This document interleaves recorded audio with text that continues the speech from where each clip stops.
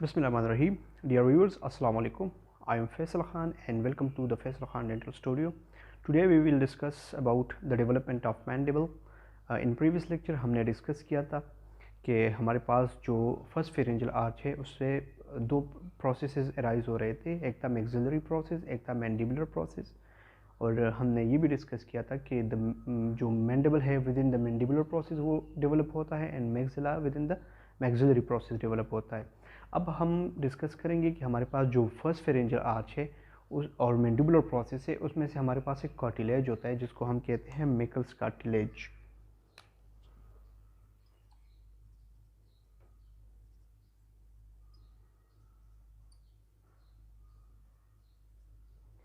This Meckel's cartilage is very important because इसी Meckel's cartilage के ज़रिए ही हमारे पास मैंडिबल की डेवलपमेंट होती है।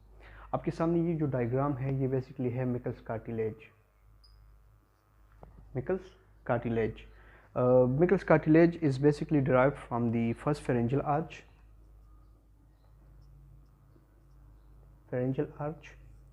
And it is present within the mandibular process. And this Michel's cartilage ये क्यों इम्पोर्टेंट है?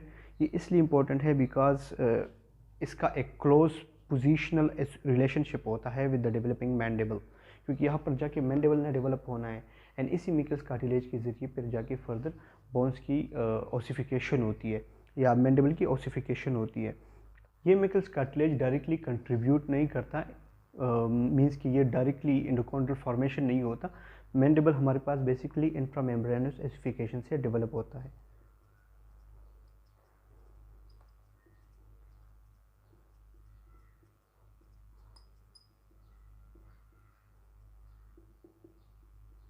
इंट्रामेम्ब्रेनस ओसिफिकेशन से ही डेवलप होता है। अब ये आगे हम एक्सप्लेन करेंगे कि कैसे ये कंट्रीब्यूट करता है या ये कंट्रीब्यूट नहीं करता। At 6th week of development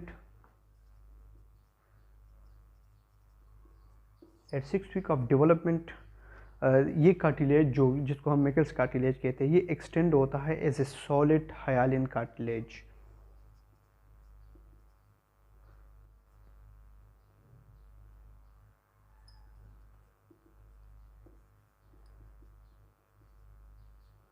is a solid hyaline cartilage। कहाँ से? From the otic capsule.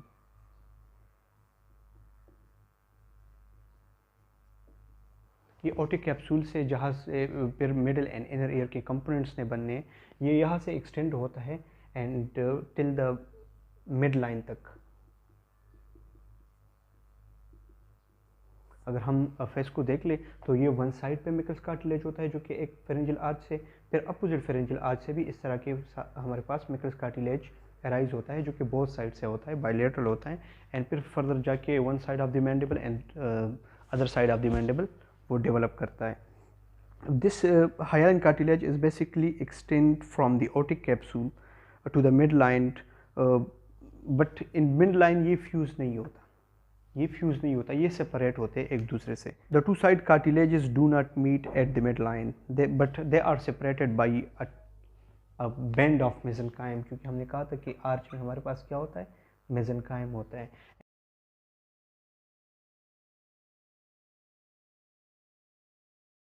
और वही मेसेनकाइम इस कार्टिलेजेस को फ्रॉम ईदर साइड्स ये एक दूसरे से सेपरेट करती है और इसी टू कार्टिलेजेस के दरमियान जो एक कार्टिलेज यहाँ पर आ गया, एक कार्टिलेज यहाँ पर इस तरह एक्सटेंड हो गया, तो ये एक दूसरे से इधर सेपरेट होते हैं by a bend of mesenchyme.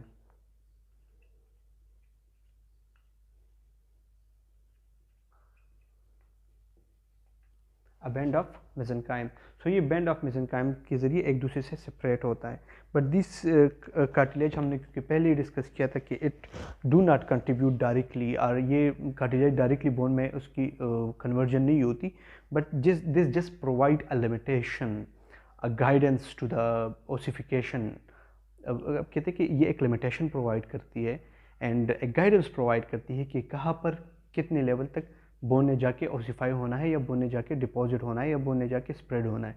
तो ये जस्ट प्रोवाइड अ फ्रेमवर्क, आप ये कह सकते हैं, but this cartilage do not contribute directly in the formation of the mandible. Meckel's cartilage हमने मैंडिबुलर नर्व डिस्कस किया था। हमने ये भी डिस्कस किया था कि first pharyngeal arch is supplied by the mandibular division of trigeminal nerve. So mandibular nerve first pharyngeal arch का ही नर्व है और ये नर्व पास होता है, और आप कह सकते हैं कि इस नर्व का एक रिलेशनशिप है with the developing mandible. Meckel's cartilage के साथ साथ ही जाके उसकी सप्लाई होती है। तो हमने दो ही सेंटर्स डिस्कस किए थे। एक था हमारे पास वो सेंटर जहाँ पर मैंडिबुलर नर्व दो ब्रांचेस में डिवाइड होता था। एक था लिंगुअल नर्व, एक था इंफीरियर एल्वुलर नर्व। फिर ये इंफीरियर एल्वुलर नर्व फर्दर जाके मेंटल फोरामिन से जब क्रॉस होता था तो ये दो नर्व में डिवाइड होता था, इंसेसिव, दो ब्रांचेस में, इंसेसिव एंड मेंटल।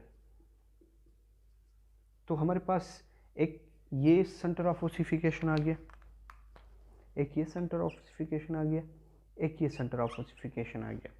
सो ये दो साइट्स इंपॉर्टेंट होते हैं, क्योंकि यही दो साइट्स मैंने आपको एक जो practical demonstration of the mandible जो मैं कर रहा था उसमें भी मैंने आपके साथ ये डिस्कस किया था कि हमारे पास ये दो साइट्स हैं जहाँ पर जो कि सेंटर्स ऑफ ओसिफिकेशन प्रोवाइड करती है, और उसी सेंटर ऑफ ओसिफिकेशन से फिर फर्दर जाके जो ओसिफिकेशन ऑफ द बोन है वो स्प्रेड होती है एंटीरियरली एंड पोस्टीरियरली। हम थोड़ा सा फर्दर आके डिस्कस करते हैं about at 7th week of development. At 7th week of development हमारे पास इंट्रा मेम्ब्रेनस ओसिफिकेशन स्टार्ट हो जाती है। इंट्रा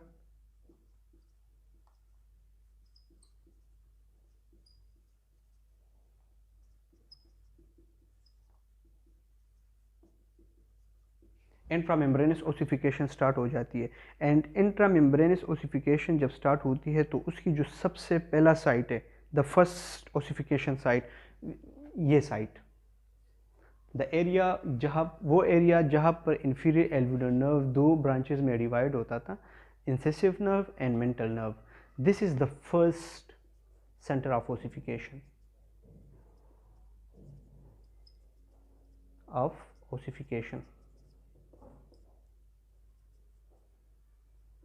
तो यहाँ से फिर बोन जो ओसिफिकेशन है वो स्प्रेड होती है। ऑफ ओसिफिकेशन की बात कर रहे थे, हमने ये कहा था कि हमारे पास जो मैंडिबुलर नर्व है उसका एक क्लोज रिलेशन है विद द डेवलपिंग मैंडिबल, और ये जो मिकल्स कार्टिलेज होता है उसके साथ साथ ये नर्व भी ट्रैवल कर रही होती है। सो ये वही मैंडिबुलर नर्व है, ये जब मैंडिबुलर फोरामिन से पास होता है तो ये दो ब्रांचेस देती है, lingual nerve and inferior alveolar nerve. अब ये इंफीरियर एल्वुलर नर्व फर्दर जाके एक अनदर फोरामिन होता है जिसको हम मेंटल फोरामिन कहते हैं। इसी मेंटल फोरामिन से जब ये पास होता है तो ये जाके इंसेसिव नर्व एंड मेंटल नर्व में डिवाइड हो जाता है। एंड दिस एरिया जहाँ पर इंफीरियर एल्वुलर नर्व डिवाइड हो जाते हैं टू ब्रांचेस में, this is the first ossification centre.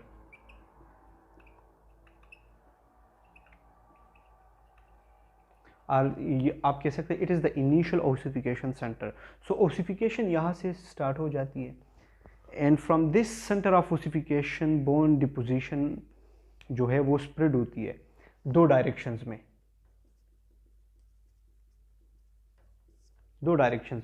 One है एंटीरियरली, दूसरा है posteriorly. Anteriorly towards the mid line, ये direction towards the mid line, ठीक है। And posteriorly towards the area जहाँ पर मैंडिबुलर नर्व दो ब्रांचेस में डिवाइड होता था, जो मैंने कहा कि ये फ्यूचर में लिंगुला है। एक एडल्ट में अगर उस एरिया को देख ले तो यहाँ पर एक प्रोट्रूजन लाइक एरिया होता है जिसको हम लिंगुला कहते हैं, ठीक है। सो जो डायरेक्शंस है, सो ओसिफिकेशन स्प्रेड हो जाती है anteriorly and posteriorly. And so जब ये ओसिफिकेशन स्प्रेड हो जाती है एंटीरियर की तरफ भी पोस्टीरियर की तरफ भी, तो हमारे पास फर्स्ट बोन ऑफ मैंडिबल वो फॉर्म हो जाता है। And from the centre of ossification bone formation spread anteriorly and posteriorly. तो मैंने आपको कहा कि anteriorly toward the mid line and posteriorly toward the area जहाँ पर मैंडिबुलर नर्व डिवाइड हो गया था, दो ब्रांचेज में, लिंगुअल नर्व में एंड इंफीरियर एल्वुलर नर्व में। तो ये एरिया हमारे पास जो है, जो बॉडी ऑफ द मैंडिबल है वो यहाँ पर डेवलप हो जाएगी। रेमस फिर ऊपर उसकी पोस्टीरियर की डायरेक्शन की वजह से जाके, posterior spread of the ossification की वजह से जाके वहाँ पर रेमस बन जाएगी। एंड सिम्फिसिस किस तरह बनता है तो वो आगे हम जाके डिस्कस करते हैं। हमको थोड़ा सा देख ले, बायलेटरल साइड पे हमने मिकस कार्टिलेज को बना दिया, और ये इसी मिकस कार्टिलेज में हम दोबारा रिपीट करते हैं, क्योंकि ये first initial centre of ossification, जो मैंने आपको कहा कि दिस इज़ द एरिया जो first initial centres of ossification है। ये बेसिकली यहाँ से बोन की पोजीशन ने जाके स्प्रेड होना है और यहाँ पर जाके मैंडिबल ने ओसिफाई होना है। एक ये डायरेक्शन है this is called anterior direction. कौन सी एरिया से? From the initial site of ossification, and initial site of ossification is that area where the inferior alveolar nerve divides in two branches, or you can say at the level of mental foramen. So यहाँ से इस direction में जाके bone ने deposit होना है, ठीक है। सो एट दिस लेवल हमारे पास जो न्यू बोन फॉर्मेशन होती है तो वो कंसिस्ट होता है मीडियल एंड लेटरल प्लेट पे, दो प्लेट्स, एक इस साइड की प्लेट, एक इस साइड की प्लेट। ये दो मीडियल एंड लेटरल प्लेट्स ये फर्दर जाके फिर उसकी ओसिफिकेशन हो जाती है और आपके पास एक रेडिमेंट्री मैंडिबल बनाता है। अब these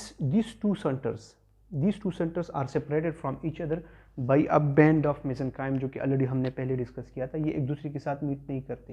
this is basically separate by a band of mesenchyme, band of mesenchyme, and mesenchyme is basically present in the first pharyngeal arch. And इस एरिया को हम सिम्फिसिस भी कहते हैं। क्या चीज़ कहते हैं? सिम्फिसिस भी कहते हैं। ये था हमने एंटीरियर डायरेक्शन की स्प्रेडिंग की बात की हमने डिस्कस किया कि एंटीरियरली जिस तरह की स्प्रेडिंग होती है, सेम डायरेक्शन में पोस्टीरियर स्प्रेडिंग भी होती है from this centre of ossification, and ये स्प्रेडिंग होती है from the centre of ossification से लेकर टिल एरिया लिंगुला तक। एंड लिंगुला वो पॉइंट है जहाँ पर मैंडिबुलर नर्व दो ब्रांचेस में डिवाइड होता था। सो स्प्रेडिंग एंटीरियरली हमने सिम्फिसिस की तरफ, जो आर मिड लाइन की तरफ हो रहा था, जो हमने डिस्कस किया, and posteriorly from the centre of ossification the bone formation, और आप कहते हैं कि new bone deposition occurs in relation to the Meckel's cartilage till the level of lingula और the area where the mandibular nerve divide into inferior alveolar nerve and lingual nerve. So ये जब lateral direction में ये deposition होती है तो this bone is basically consist of two plates. एक होता है medial,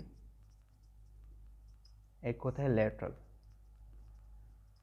So medial side पर भी and lateral side पर भी इस तरह के plates होते हैं और आपके पास एक properly मैंडिबल बनाता है। सो जो पोस्टीरियर डायरेक्शन में डिपोजिशन होती है बोन की या ओसिफिकेशन होती है मैंडिबल की, सो ये हमारे पास जितनी भी डेवलपिंग टीथ होती है उसके साथ एसोसिएशन में होती है या रिलेशन में होती है, क्योंकि वही डेवलपिंग टूथ बर्ड्स या टूथ जर्म्स फिर जाके यहाँ पर जो रेडिमेंट्री मैंडिबल हमारे पास बन जाता है, उसी डेवलपिंग टूथ जर्म्स ने आके उसी रेडिमेंट्री मैंडिबल और बॉडी ऑफ द मैंडिबल में जाके उसने अपने आप को ऑक्युपाई करना है और वो अपने अपने कंपार्टमेंट में जाके ऑक्युपाई हो जाते हैं। इसलिए हम कहते हैं कि this development is basically in relation with the developing tooth germs. So जब ये ईच टूथ जर्म्स आके यहाँ पर ऑक्युपाई हो जाते हैं, अपनी स्पेस ले लेते हैं, अपनी ही कंपार्टमेंट में जाके उसने अपनी पोजीशन ले ली, तो फिर आपके पास body of the mandible develop हो जाता है। सो एट द एंड हमारे पास जो एक रेडिमेंट्री मैंडिबल होता है वो इस तरह फॉर्म हो जाता है, इस साइड पर भी एंड इस साइड पर भी, and these two rudimentary mandible are still separated by band of mesenchyme. ये एक दूसरे से सेपरेट होती है। ये कब एक दूसरे के साथ मिल जाती है? जब बर्थ हो जाए with in the first year, ये जाके एक दूसरे के साथ फिर कंबाइन हो जाते हैं, फ्यूज़ हो जाते हैं। तो आप देख सकते हैं कि ये हमारे पास ये जो ब्लैक कलर है ये एक रेडिमेंट्री मैंडिबल हमारे पास बन गया है, एंड ये दरमियान में आप देख सकते हैं ये मिकल्स कार्टिलेज। अच्छा, ये एरिया ये basically another centre of ossification है। इस सेंटर ऑफ ओसिफिकेशन से बोन ने पोस्टीरियर की तरफ जाके स्प्रेड होना है और बोन डिपोजिशन ने स्टार्ट होनी है। यहाँ से जब बोन डिपोजिशन स्टार्ट हो जाता है तो ये हमारे पास बोन बना लेता है इस तरह, एंड ये फर्दर जाके रेमस बना देता है, ठीक है। सो rapidly posterior spread of ossification form the ramus, and इसका जो सेंटर होगा वो एरिया होगा जहाँ पर मैंडिबुलर नर्व की डिवीजन हो गई है टू में, लिंगुअल में एंड इंफीरियर एल्वुलर नर्व में. So by the 10th week of development, by the 10th week of development हमारे पास एक रूडिमेंट्री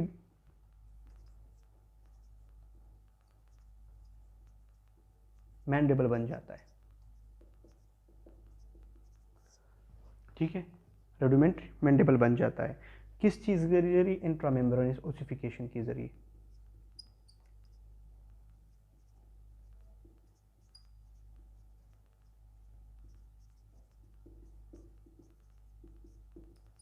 इंट्रामेम्ब्रेनस ओसिफिकेशन के जरिए.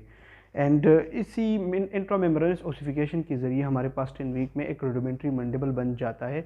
बट इसी हमने कहा कि it is under the guidance of Meckel's cartilage, क्योंकि वो एक बाउंड्री प्रोवाइड करती है, एक फ्रेमवर्क प्रोवाइड करती है. उसी फ्रेमवर्क में, उसी बाउंड्री में जाके इंट्रामेम्ब्रेनस ओसिफिकेशन होती है. And there is no involvement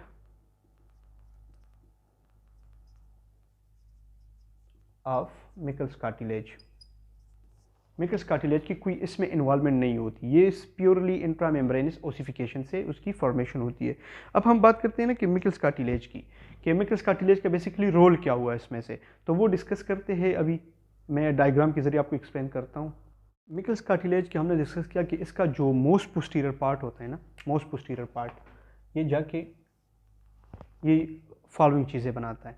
एक incus malleus, sphenomalleolar ligament and sphenomandibular ligament. ये हमने उसके डेरिवेटिव्स में भी डिस्कस किया था फर्स्ट फेरेंजियल आर्च के.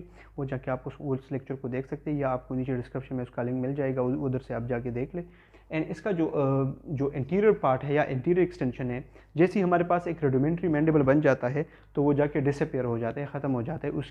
उसका जो फंक्शन है वो ख़त्म हो जाता है. एंड हमारे पास एक रूडिमेंट्री मैंडिबल बन जाता है. अच्छा, हमारे पास अभी एक रूडिमेंट्री मैंडिबल बना हुआ है जो हमने प्रीवियसली डिस्कस किया. और फर्दर ग्रोथ की अगर हम बात कर ले तो further growth will be commence by the appearance of 3 secondary cartilages. 3 secondary cartilages. अच्छा, अभी तक जो हमने जितना भी डेवलपमेंट डिस्कस किया वो था इंट्रामेम्ब्रेनस ओसिफिकेशन. अब हम एंडोकॉन्ड्रल ओसिफिकेशन डिस्कस करते हैं. इंट्रामेम्ब्रेनस ओसिफिकेशन, एंडोकॉन्ड्रल ओसिफिकेशन में मेन डिफरेंस क्या है? इंट्रामेम्ब्रेनस ओसिफिकेशन का मतलब यह है कि फिर जो हमारे पास मेसेनकाइम होता है उनमें से एक मेम्ब्रेन बन जाता है और फर्दर जाके उसकी कन्वर्जन हो जाती है डायरेक्टली इनटू द बोन, जो कि एक डायरेक्ट प्रोसेस है. एंड जो एंडोकॉन्ड्रल फॉर्मेशन है, एंडोकॉन्ड्रल फॉर्मेशन में बेसिकली हमारे पास सबसे पहले कार्टिलेज बनता है और वही कार्टिलेज फिर फर्दर जाके बोन में कन्वर्ट होता है. इसको एंडोकॉन्ड्रल फॉर्मेशन कहते हैं. जो फर्दर ग्रोथ ऑफ मैंडिबल है वो बेसिकली एंडोकॉन्ड्रल ओसिफिकेशन के जरिए होता है. तो उसमें से 3 कार्टिलेजेस हमने कहा कि सेकेंडरी कार्टिलेजेस वो जाके अपीयर होते हैं, क्योंकि primary cartilage of first pharyngeal arch is Meckel's cartilage and other cartilages are secondary cartilages. तो 3 कार्टिलेजेस कौन कौन से हैं? सबसे पहले है इसमें से कॉन्डाइलर कार्टिलेज, फिर है कोरोनाइड कार्टिलेज एंड फिर फर्दर है सिम्फिजियल.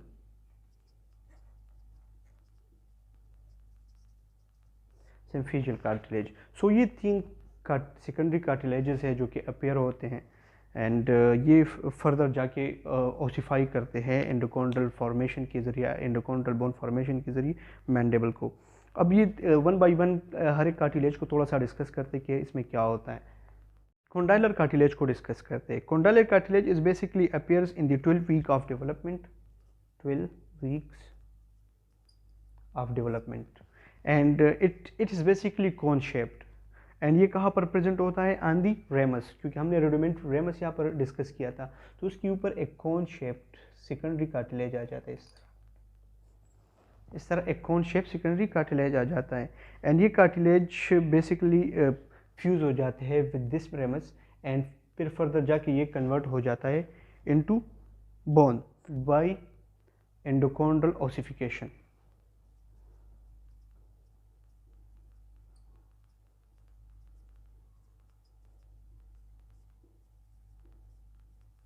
ये cone shape condylar cartilage appear होता है within the 12 weeks of development, and ये जाके on the level of ramus ये उधर जाके फ्यूज़ हो जाता है, अटैच हो जाता है, एंड ये कन्वर्ट हो फर्दर फिर जाके कन्वर्ट हो जाता है इनटू बोन, जो कि हमारे पास कॉन्डाइलर प्रोसेस बनाता है। एंड कार्टिलेज, कोरोनाइड कार्टिलेज भी बेसिकली एक कोन शेप्ड कार्टिलेज होता है जो कि अपीयर होता है ऑन द रेमस और फर्दर जाके फ्यूज़ हो जाते हैं, एंडोकॉन्ड्रल ऑसिफिकेशन के ज़रिए वो बोन में कन्वर्ट हो जाता है, एंड ये अपीयर होता है within the 4 months of development. Within the 4 months of development coronoid cartilage appear हो जाता है, एंड ये फर्दर सेम प्रोसेस के ज़रिए जिस तरह कि हमने कॉन्डाइलर कार्टिलेज डिस्कस किया था उसी प्रोसेस के ज़रिए ये कन्वर्ट हो जाता है और हमारे पास कोरोनाइड प्रोसेस बनाता है। फिर सिम्फिशियल कार्टिलेज की तरफ आते हैं। तो ये जो सिम्फिशियल कार्टिलेज है ये बेसिकली 2 इन नंबर होता है, 2 इन नंबर, एक दो छोटे छोटे बैंड्स लाइक होते हैं, and it appears between the 2 ends of the Meckel's cartilage. जो मिकल्स कार्टिलेज है इसके दरमियान ये इस तरह अपीयर हो जाते हैं, एक बैंड इसका हो जाता है एंड एक बैंड इसका हो जाता है ये। So this is basically symphyseal cartilage, symphyseal cartilage, and ये फर्दर जाके जब बर्थ हो जाती है तो ये सिम्फिशियल कार्टिलेज फिर कन्वर्ट हो जाते हैं बोन में, और ये 2 पार्ट्स ऑफ द मैंडिबल एक दूसरे के साथ फ्यूज़ हो जाता है। So thank you dear viewers, ये एक छोटा सा simple session about the development of mandible. Thank you so much.